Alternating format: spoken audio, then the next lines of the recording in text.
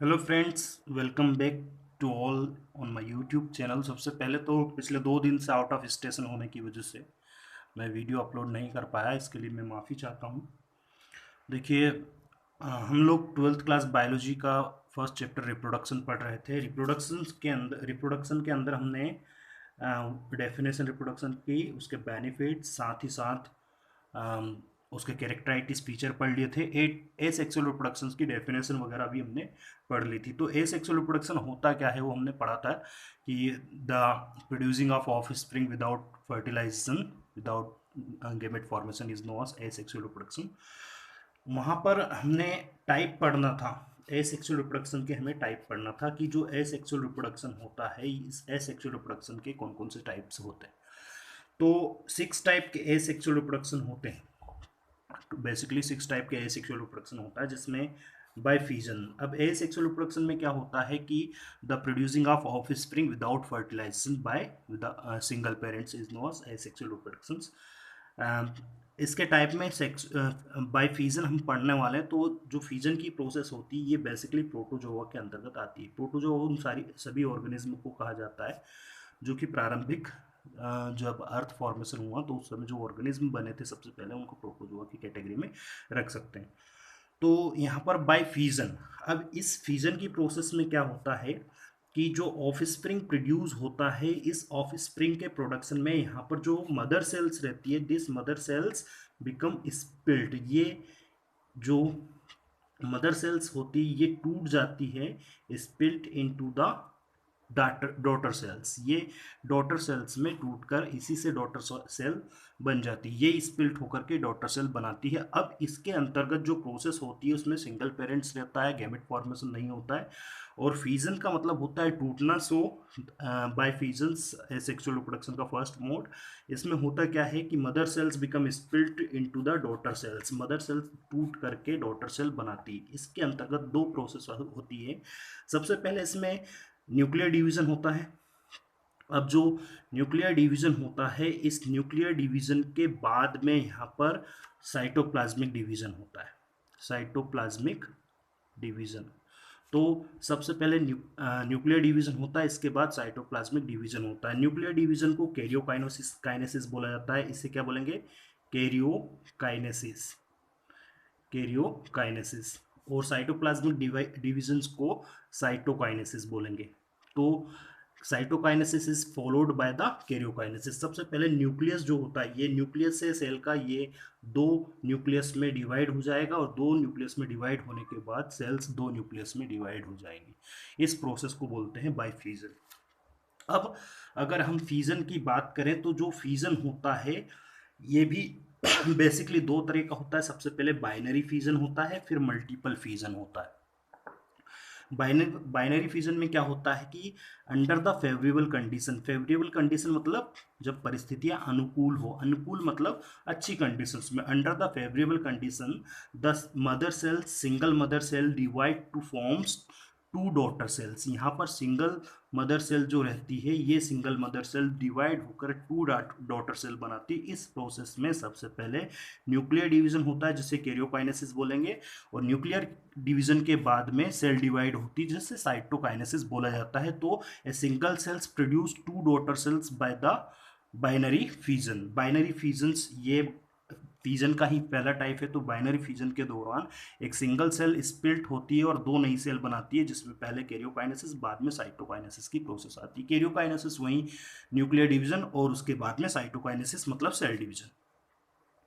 इसके बाद अगर हम बाइनरी फ्यूजन की बात करें तो जो बाइनरी फ्यूजन होता है, ये बाइनरी फ्यूजन यहाँ पर इसके डिवीजन के प्लेन के आधार पर, the binary fusion is classified on the based of their plane of division. किस प्लेन से? प्लेन ऑफ डिवीजन का मतलब ये जैसे एक सेल है तो ये इस प्लेन से डिवाइड हुई है, या इस प्लेन से डिवाइड हुई, या इस प्लेन से डिवाइड हुई, या इस प्लेन से डिवाइड हुई। इस आधार के ऊपर यहाँ पर बाइनरी फ्यूजन को डिवाइड कैटेगराइज किया गया अलग अलग कैटेगरी में। सबसे पहले simple or irregular binary fusion. सबसे पहले सिंपल या इरेगुलर बाइनरी फ्यूजन आता है। अब सिंपल या इरेगुलर बाइनरी फ्यूजन अमीबा के अंदर पाया जाता है, और इसके अंदर जो सेल डिवीजन होता है ये किसी भी प्लेन से हो सकता है। कहने का मतलब कहीं से भी सेल डिवाइड हो सकते हैं, है ना, चाहे वो हॉरिजॉन्टल हो सके चाहे वर्टिकल हो सके, किसी भी प्लेन से सेल डिवीजन होता है तो उसे सिंपल या इरेगुलर बाइनरी फिजन बोलेंगे। इसमें एक सेल डिवाइड होकर के 2 डॉटर सेल बनाएगी। जो सेल डिवाइड होती है वो मदर सेल, जो बनती है वो डॉटर सेल कहलाती है। इसके बाद नेक्स्ट हो जाता है इसी में बाइनरी फिजन का दूसरा टाइप, लॉन्गिट्यूडिनल बाइनरी फिजन। ये longitudinal binary fission basically Euglena के अंदर पाया जाता है। अब यूग्लिना के अंदर जो मोटिल ऑर्गन रहता है उसे फ्लैजिला बोला जाता है, इसे फ्लैजिला बोलेंगे। और जिस साइड फ्लैजिला होता है उसे फ्लैजिलर एंड बोला जाता है। ये हो गया फ्लैजिलर एंड। तो फ्लैजिलर एंड से बाइनरी फिजन स्टार्ट होता है। फ्लैजिलर एंड से बाइनरी फिजन स्टार्ट होता है। सेल डिवीजन के दौरान न्यूक्लियस जो होता है, इस न्यूक्लियस के अंदर क्रोमोसोम्स थीन हो जाते हैं और इलास्टिक थीन हो जाते हैं, उनकी लेंथ बढ़ जाती है, लॉन्ग हो जाते हैं, जिन्हें क्रोमेटाइड्स बोलते हैं। फ्लैजिलर एंड के ऊपर फुरो फॉर्मेशन होने लगता है। फ्लैजिलर एंड के ऊपर फुरो फॉर्मेशन होता है और ये फुरो लगातार बढ़ता चले जाता है। एक फ्लैजिला डिवाइड होकर 2 फ्लैजिला बना लेता है। फुरो लगातार बढ़ता चला जाता है और दोनों हिस्से लेफ्ट साइड और राइट साइड जो रहते हैं इस लॉन्गिट्यूडिनल प्लेन, ये लंबवत जो प्लेन रहता है, इससे दोनों सेल सेपरेट हो जाती है और 2 नई सेल बनाती है। मतलब दोनों पार्ट सेपरेट होकर 2 नई सेल बनाएंगे। इस तरह से 2 यूग्लिना का फॉर्मेशन होता है। इसे लॉन्गिट्यूडिनल बाइनरी फिजन बोलते हैं, क्योंकि लॉन्गिट्यूडिनल यहाँ पर जो प्लेन रहता है वहाँ से डिवीजन स्टार्ट होता है। एक सेल 2 सेल बनाएंगी, फ्लैजिलर एंड से फुरो फॉर्मेशन स्टार्ट होगा जिससे 2 नई सेल्स बन जाएंगी।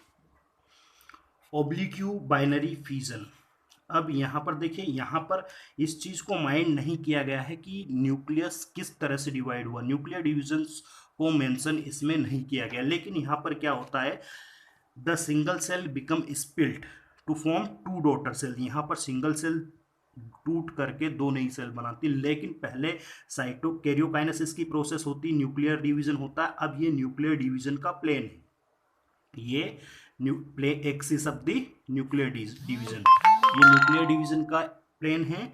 और इसके बाद में यहाँ पर सेल डिवाइड होती है, तो ये axis of the cell division. अब न्यूक्लियर डिवीजन और जो सेल डिवीजन होता है, इन दोनों के एक्सिस जो रहते हैं, ये एक्सिस एक दूसरे के लॉन्गिट्यूडिनल रहेंगे। कहने का मतलब न्यूक्लियर डिवीजन इस प्लेन पे हुआ है तो सेल डिवीजन इस प्लेन पे होगा। Means right angled with each other, 90 degree के का एंगल दोनों के एक्सिस के अंदर बनेगा और ये सिरेटियम के अंदर पाया जाता है। क्लियर है इतना।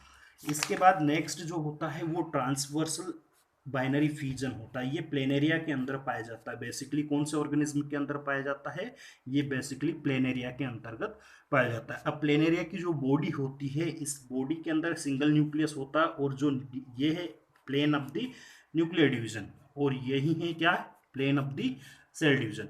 तो कहने का मतलब इस प्लेन से न्यूक्लियर डिवीजन हुआ और इसी प्लेन से क्या हुआ, साइटोप्लाज्म डिवीजन और न्यूक्लियस डिवीजन दोनों हुए एक ही प्लेन से। तो nuclear division and cell division take place with the same plane as transverse plane. ये ट्रांसवर्स प्लेन से दोनों का डिवीजन होता है, जिसे ट्रांसवर्स बाइनरी फिजन बोला जाता है। एक सेल डिवाइड होकर 2 सेल बनाती है।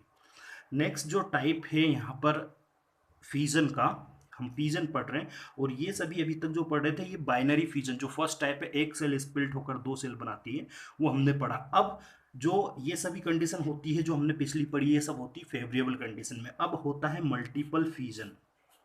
क्या होता है, मल्टीपल फिजन। तो मल्टीपल फिजन क्या होता है, अंडर द अनफेवरेबल कंडीशन, जब कंडीशन विपरीत हो, अंडर द अनफेवरेबल कंडीशन, जब कंडीशन खराब हो, बुरी परिस्थितियों के अंदर जो मदर सेल होती है, ये मदर सेल्स खुद को प्रोटेक्ट करने के लिए एक थिक कवरिंग से घिर जाती है, जिसे किस्ट बोला जाता है, इसे cyst formation.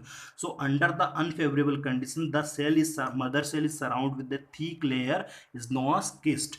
This cyst protect the cell under the unfavorable condition and the nuclear division take place inside the cyst. Multiple nuclear division is take place inside the kist so that many nucleus so formed and every nucleus becomes surrounded with the protoplasm and with a thin covering which forms cell membrane around every cells. When the condition become favorable, जब condition ठीक हो जाती है तो किस्ट वाला जो हिस्सा रहता है, this thick wall format around the cell become break down and by the break down of the kist every nucleus which surround with a thin membrane and cytoplasm also become separated and are produce many cells. In this way it is found in the amoeba and paramecium also. Clear है इतना? क्या होता है जब condition खराब हो तो cell खुद को प्रोटेक्ट करने के लिए उसके आसपास एक किस्ट बना लेती है, ये थिक मेम्ब्रेनियस वॉल होती है जिसकी वजह से सेल खुद को बचा सकती है. अब यहाँ पर कई सारे जो न्यूक्लियस जो रहता है उसमें डिवीजन होने लगता है जिससे कई सारे न्यूक्लियस उसी सेल में बन जाते हैं और हर एक न्यूक्लियस के आसपास प्रोटोप्लाज्म इकट्ठा होने लगता है. जब कंडीशन ठीक हो जाती है तो ये जो किस्ट होता है ये किस्ट टूट जाता है जिसकी वजह से सेल और उसके आसपास प्रोटोप्लाज्म सेपरेट हो जाएंगे और कई सारी सेल्स ये बनाएंगे. ये हमने फिजन पढ़ा दो तरह का, मल्टीपल फिजन और बाइनरी फिजन. बाइनरी फिजन में एक सेल से दो सेल बनेंगे और मल्टीपल फिजन में एक सेल से कई सारी सेल्स बनती है. देखिए यहाँ पर हम एसेक्सुअल रिप्रोडक्शन पढ़ रहे हैं तो एसेक्सुअल रिप्रोडक्शन का जो दूसरा टाइप होता है वो है बाय बर्डिंग. बर्डिंग क्या है? ये स्मॉल आउटग्रोथ होती है जो सेल सरफेस पर बनने लगती है. इस स्मॉल आउटग्रोथ को हम बर्ड बोलेंगे. The small outgrowth which is format on the membrane of the cell is known as bird. ये स्मॉल आउटग्रोथ जो रहती है उसे बर्ड बोला जाता है. जब कंडीशन फेवरेबल होती है तो बर्ड जो रहती है इस मेम्ब्रेन के ऊपर जुड़ करके सेल से जुड़कर मैच्योर हो जाती है और मैच्योर बर्ड सेपरेट हो जाएंगी और डॉटर सेल बना लेंगी. Mature bud become separated from the mother cell and forms a new daughter cells. It is known as budding. इस प्रोसेस को क्या बोलेंगे? बर्डिंग. अब कई बार क्या होता है कि ये जो मैच्योर बर्ड होती है ये सेपरेट नहीं होती है और कई सारी बर्ड्स इसके ऊपर ही जुड़ी रहती है with their full life, wall life, पूरी जिंदगी यहीं पर जुड़ी रहती है. तो ये जो अटैच्ड बर्ड रहती है ये अटैच्ड बर्ड यहाँ पर कॉलोनी बना लेती है. इस तरह से कॉलोनी जैसी स्ट्रक्चर दिखाई देने लगती है, कई सारी सेल्स एक साथ जिन्हें जूओइड बोला जाता है. जूओइड. इतना क्लियर हो गया होगा मुझे जहाँ तक लगता है. बर्डिंग या फिजन. फिजन में दो बाइनरी और मल्टीपल फिजन. बाइनरी फिजन में एक सेल से दो सेल उनके प्लेन के हिसाब से उनको डिवाइड किया गया. किस तरह से? इरेगुलर, सिंपल या फिर उनका प्लेन जो भी लॉन्गिट्यूडिनल, ट्रांसवर्स जो भी प्लेन रहता है उसके ऑब्लिक्यू उसके आधार पर उसको डिवाइड किया गया है. ठीक है.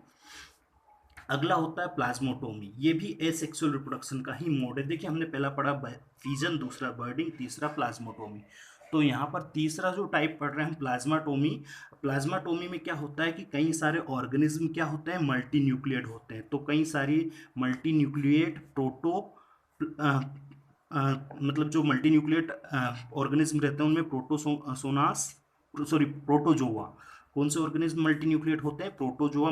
कई सारे प्रोटोजोआ मल्टी न्यूक्लिएट होते हैं जैसे पॉलीमिक्सा इसका एग्जाम्पल है या ओपेलिना इसका एग्जाम्पल है. ये मल्टी न्यूक्लिएट प्रोटोजोआ है. तो इनके अंदर कई सारे न्यूक्लियस एक ही सेल्स के अंदर होते हैं. मल्टी न्यूक्लिएट किसको बोलेंगे? जिसमें कई सारे न्यूक्लियस एक सिंगल सेल में हो. तो यहाँ पर क्या होता है कि ये जो मल्टी न्यूक्लिएट सेल्स रहती है इसमें सिर्फ साइटोप्लाज्मिक डिवीजन होता है, इसमें न्यूक्लियर डिवीजन नहीं होता है. तो number of nucleus remain same. Nucleus की संख्या तो उतनी ही रहेंगी लेकिन साइटोप्लाज्म बढ़ जाएगा और साइटोप्लाज्म बढ़ने के बाद यहाँ पर साइटोप्लाज्म के अंदर सेपरेशन होने लगता है जिससे कई सारी सेल्स बनती है और हर एक सेल्स के अंदर एक एक न्यूक्लियस ही रहेगा. बाद में ये जो सेल्स रहती है डॉटर सेल्स जो बनती है ये सेल्स अपने ओरिजिनल न्यूक्लियर नंबर को रिगेन कर लेते हैं. जितने मदर सेल्स में न्यूक्लियस थे उतने ही डॉटर सेल में आ जाएंगे. इस तरह के डिवीजन को प्लाज्मोटोमी बोला जाता है. By gemmule formation. अब गैमेली फॉर्मेशन क्या होता है? देखिए कई सारे जो मेटाजोआ रहते हैं, लोअर मेटाजोआ जैसे स्पंज वगैरह, इसके अंदर फूड स्टोर करने के लिए गैमेली या स्टेटोब्लास्ट फॉर्मेशन होता है. ये एक खास तरह की पेसिकुलर यूनिट या पेसिकुलर बॉडी होती है जो कि फूड रिजर्व करने के लिए बनती है. ये पेसिकुलर बॉडी जिसे गैमेली या स्टेटोब्लास्ट बोला जाता है ये इस मदर सेल से या इस हाँ मदर सेल ही बोलेंगे, इससे सेपरेट हो जाएंगी और सेपरेट होने के बाद एक इंडिविजुअल सेल्स या ऑर्गेनिज्म बनाएंगी जिसे डॉटर सेल्स बोला जाता है। Okay, I hope you all understand it very well. इसके बाद फ्रेगमेंटेशन या इसको रीजनरेशन भी बोल सकते हैं। फ्रेगमेंटेशन को रीजनरेशन इसलिए बोला जाता है क्योंकि ये लॉस्ट पार्ट को रीगेन करने की प्रोसेस होती है। अब जैसे ये सेल है, मान लीजिए इस सेल को यहाँ से काट दिया जाए तो ये 2 या 3 या 4 या कई सारे पीस में इसको बांट दिया जाए, तो यहाँ पर जो सेपरेटेड पीस होता है, इस सेपरेटेड पीस के अंदर ये कैपेबिलिटी होती है कि हर एक पीस एक कंप्लीट सेल बना ले, हर एक पीस एक कंप्लीट सेल बना ले। इन नई बनी सेल्स को डॉटर सेल्स बोलेंगे। तो यहाँ पर जैसे इस सेल का ये पार्ट लॉस हुआ था, तो लॉस्ट पार्ट जो रहता है उस लॉस्ट पार्ट को रिप्लेस्ड करने का काम यहाँ होता है, इसलिए इसको फ्रेगमेंटेशन या रीजनरेशन कहा जाता है। बाय स्पोर फॉर्मेशन और स्पोरुलेशन, ये 6th टाइप है किसका, एसेक्सुअल रिप्रोडक्शन का। तो स्पोर फॉर्मेशन या स्पोरुलेशन क्या होता है, अब देखिए स्पोर फॉर्मेशन या स्पोरुलेशन एल्गी के अंदर, प्रोटिस्ट के अंदर और मोनेरा के अंदर पाया जाता है।